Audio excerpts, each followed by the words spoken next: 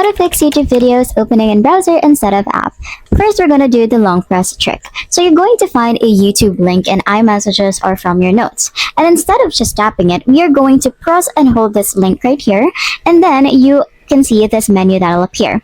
You're going to select Open in YouTube, which will retrain your iPhone to recognize the app as a default destination. So you can just click on Open in YouTube and you will see that it will open right in the app.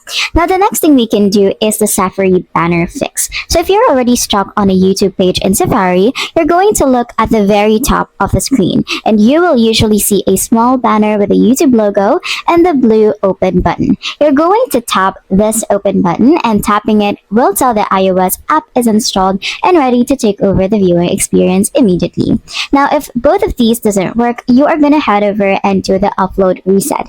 You're going to head over to your iPhone settings page all the way down until you see this apps button and find the offload app button to clear the system cache without deleting your account data, then reinstall it from the App Store. So after that, you're just going to head over to App Store and then search for YouTube and then reinstall it once again. Now, this will force the phone to re-register the app's connection for all video links. And that's it.